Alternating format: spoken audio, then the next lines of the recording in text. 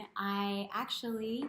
I'm going to do a different vlog today. It's going to be, I received an email 2 weeks ago, and I didn't expect this, but of someone who's already on their way to move abroad, and they wanted to know like the things they should probably take, like such as supplies and have. So I went ahead and just kind of, I try to be as minimalist as humanly possible, especially if you're moving abroad and you're not sure if you want to do this forever. So I have my backpack here. It's a small one. This is what I take. This is my work bag. It's what I take to work all the time. And I just kind of want to walk through the things that I always typically have and carry. So obviously my cell phone is really important, and usually I carry that inside. That also has my Metro Pass and things like that that's easy access. I think the most important thing is definitely my charger, because usually by halfway through I'm kind of like done. And my headsets, because I don't like talking to people on the train, and people, that way they don't talk to me. Always have a snack. Let's see, my work keys and my house keys, which are, I'm really lucky that I'm in a program where like the teachers they're like, have your key. They're very proactive in making you feel a part of a team. So I've been very lucky in that aspect. And then inside, usually I have my laptop, which I'm currently using right now, or my Kindle to read a book, because again, my commute is about an hour and, I don't know, probably about an hour and 15 minutes, because I take 2 trains and then I walk. So let's see, personal things that I have. My friends got me into this thing called Lip Sense, which is like, I call it paint that just stays on, and then you just put gloss over your lips, and it stays on all day, and you don't have to like reapply, because, you know, I'm lazy. Perfume. I also have deodorant, since I do have a little walk. Hand sanitizer. It's super, super important, especially because I'm with the babies. So since I'm with the babies, I'm constantly, like, they're touching themselves and then touching me. It's just, I don't mind, but you know, it also depends on the culture. I have to say, in the Spanish culture, the kids are a lot more affectionate and a lot more touchy-feely than what an American is used to. But you get used to it real fast. And then this is like, yes, I'm one of those freak shows. I've always been. It's kind of my bullet journal, but it's also my planning journal. So I have like an index, so that way I can keep track of everything that I have. My work schedule, but this also has like my spreads for the month. So like I kind of visualize how my month will be. Like this was for November. I still use it. And it's also, I work on this also on the train, and my lesson plans are also kind of intertwined in here. And I love this because it has its own pocket, and I can kind of take a little bit of everything with me, and I don't have to carry my backpack everywhere. Let's see, what else do I have in here? Okay.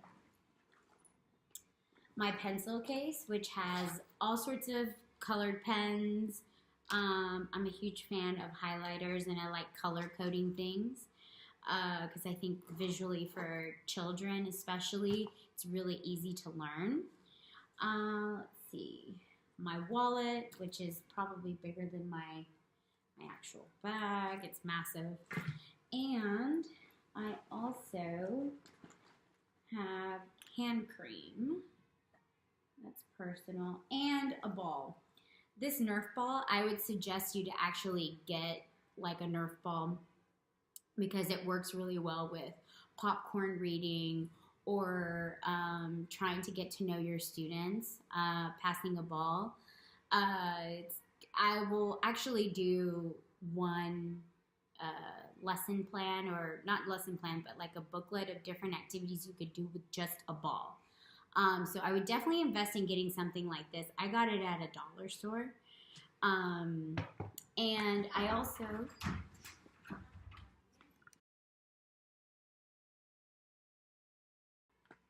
okay, so I got another interruption, but that's usually what happens, especially when I'm doing it on my break.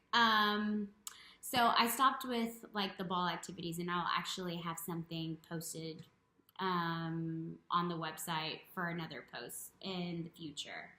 What else do I always carry? I also carry, let's see, a USB because you just never know whenever you need to like save anything, any work that you're doing, or we can also scan items here and I could do it through the printer. I got really lucky with my school. Let's see. Oh, since my last post was about health, I carry a little bag that has pretty much anything. I have Tylenol. I also have like medications here from like since I've been having my stomach issues and my ordeal the past couple of months with this. I also have cough medicine, things from the US. So I would always have like things that you could pack really easily in case you get you get ill. And trust me, Tylenol, and I also have aspirin just in case if Tylenol doesn't do the trick. Because the noise level, it just depends on where you are, but I always felt like, I don't know, maybe it's because it feels like Spain is a very social country and the noise level is extremely loud, and for me. And so sometimes I just leave with like a headache that's like the size of Texas, and I just can't handle it. So that's pretty much it. I also carry a lot of flashcards with me. That's one of the things I would perhaps invest and make sure that everybody kind of buy certain flashcards, like from Target. I bought them at the dollar bin. I think for like maybe $2. It was like in one of those bins, and I would, invest in getting flashcards and invest in getting things for colors, especially if you're going to be working with little children, and also certain like months, days, the years, like the basic things that you learn in a language, and that's basically it. Oh wait, hold on, no, I don't. And then I also have my eyeglass case. Okay, one of the things I try to avoid doing is actually, once I leave the train station and go home, I stay in my cave. I do not want to leave the house. So I typically carry like a canvas bag because here in Spain they charge you for plastic bags if you use them. So I much rather go ahead and get my own bag, and I can pick up dinner on the way.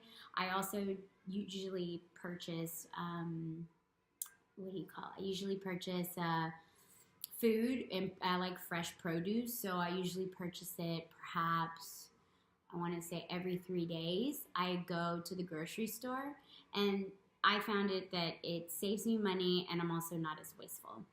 Because this culture here, it's a lot more of going out to eat, hanging out, and so I do that a lot more.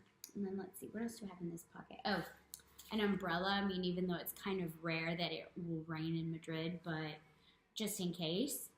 And mouthwash after lunch. So that's pretty much it. What you'll notice is that I also have like keep tissues and things that are not that important in the pockets because there is a huge pickpocketing situation here in Spain that I have to say they're professionals. They're quite amazing. So anything that's of value, they have to really get to it. Like they're going to have to unzip, and this zipper actually is a little rough. Like for me to not find out, like once they tug, I can kind of tell if someone's tugging at me, and that's the reason I really, really like this bag. Well, I hope this was helpful. I'm also going to post down below the blog post, and as well have a list of things that perhaps you may want to purchase before leaving your home country that you may want to bring with you. So I hope this was helpful for you, and have a great afternoon. Bye.